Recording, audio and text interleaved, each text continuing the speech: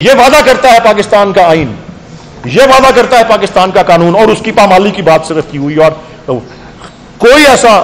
انسانی حقوق کا کوئی معاملہ ایسا نہیں ہے جس کے اندر انہوں نے کہا ہو کہ جی پاکستان کی ریاست کی کارکردگی جو ہے وہ کسی بھی لحاظ سے قابل تحسین ہے یا تائید کرتی ہے ان وعدوں کی، ان گارنٹیز کی جو ہمارے آئین میں جو ہیں وہ پائے جاتے ہیں۔ تو جو لفظ میں کہہ رہا تھا انہوں نے استعمال نہیں کیا، میں کر رہا ہوں، وہ کہہ رہے ہیں کہ یہ آپ کے قانون جو ہیں یہ خوش خطی ہیں، یہ بات صرف خوش خطی ہیں یا اسٹیچوٹ بکس پہ پائے جاتے ہیں، ان پہ کوئی عمل درآمد جو ہے وہ نہیں ہے۔ اور پرائیویسی آف دا ہوم، چادر اور چار دیواری کا تقدس، اس کو پامال کرنے کے حوالے سے جو یہاں پہ باتیں ہوئی ہیں، افسوس کے ساتھ کہ آپ کی پولیس جس کا فرض ہوتا ہے تحفظ کرنا، برملا بغیر وارنٹس کے لوگوں کے گھروں میں ریڈ کرتی رہی ہے، اور اس میں ذکر ہے کہ لوگوں کے جان و مال کی تحفظ کرنے والا ادارہ گھروں سے، لوگوں کے گھروں سے قیمتی اشیاء کی ڈاکہ چوری کے اندر جو ہے ملوث پائی جاتی رہی ہے، ریڈ کرنے کے اللبادے کے اندر۔ اور یہ رؤوف صاحب نے ذکر کیا، اور یہ بھی کتنے افسوس اور شرم کی بات ہے کہ باہر کے دوسرے جو ہیں آپ کو آئینہ دکھا رہے ہیں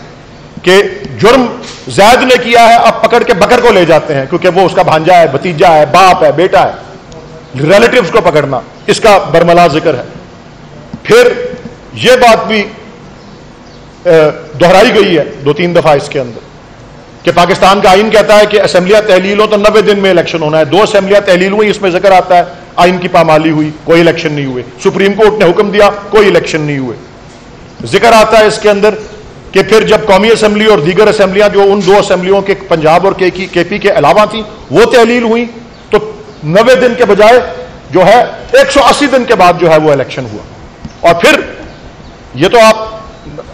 دیکھ لیں کہ جی قانون غریب کے لیے کچھ اور ہے، امیر کے لیے کچھ اور ہے، یہ بھی اس کا ذکر ہے۔ یہ بھی ذکر ہے کہ قانون اور آئین کا تحفظ جو ہے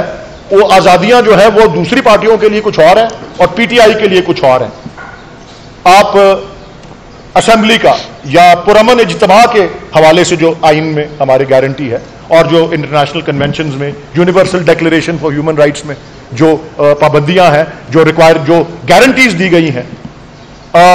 کس طرح سے سب کو وہ آزادیاں مل رہی ہیں اور نام لے کے کہا ہوا ہے اور مہینے بتائے ہوئے ہیں، دن بتائے ہوئے ہیں، مقامات بتائے ہوئے ہیں کہ کہاں کہاں لوگ جلسے کرتے رہے، پی ٹی آئی کو جلسے کرنے کی، الیکشن کا اعلان ہوا ہے، جلسے کرنے کی اجازت نہیں دی گئی۔ برملا ایم پی او کا استعمال، پی ٹی آئی کی قیادت، پی ٹی آئی کے کارکنان، خاص طور پہ کے پی کے اندر maintenance of public order ordinance جو ہے 1960 کا، اس کا برملا استعمال جو ہے۔ اور پنجاب میں بھی آبویسلی یہ ہوا، میں خود اس میں شکنجے میں آیا تھا۔ اور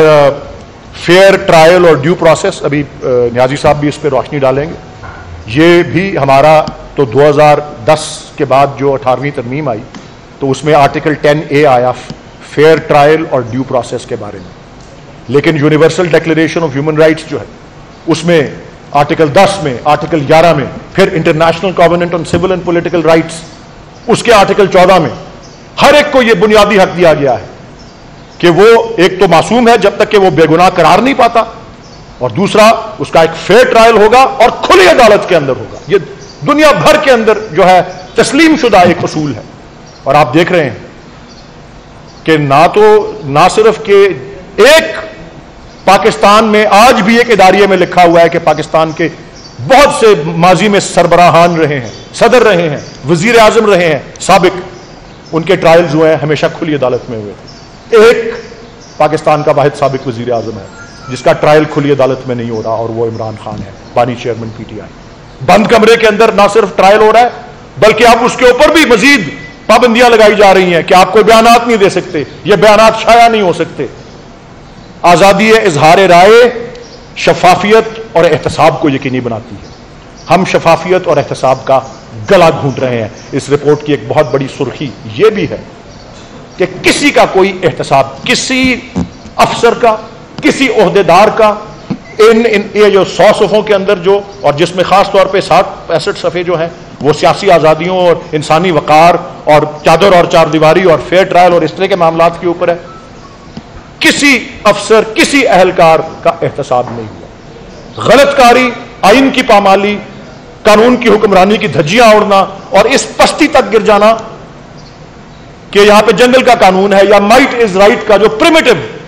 जो है डॉक्ट्रिन वो इस्तेमाल में आ रहा है। बहुत हमारे तो सर जो है शर्म से झुक जाने चाहिए कि ये कैफियत है और ये रिपोर्ट जो है इस तरह की बात कर रही है। और अमेरिका दुनिया की तरक्की याफ्ता तरीन ममालिक में से एक है, बहुत बड़ी जमहूरी निज़ाम जो है वो ये कहलाता है, सुपर पावर है। किस तरह पहुंचती हैं कौमें यहां तक? वो आइन बनाती हैं, अपने आप को आइन देती हैं और उस आइन के ऊपर अमल दरामद करती हैं। अमेरिका ही के जो है बुनियादी असूल उनके बानियों ने जो बनाए थे फेडरलिस्ट पेपर्स में, और आने वाली नस्लों में हाल ही में एक बहुत बड़े दानिश्वर सुप्रीम कोर्ट जज उनके एंटोनिन स्कालिया ने भी ये करार दिया था, जो एक स्कूल ऑफ थॉट या मकतबा फिगर है जिसको ओरिजिनलिस्ट कहते हैं या कॉन्स्टिट्यूशनलिस्ट कहा जाता है, कि अगर एक मुल्क अपने आइन पर अमल दरामद ना करे, जो कि ये 100 सफ़े की रिपोर्ट भरी हुई है मिसालों से,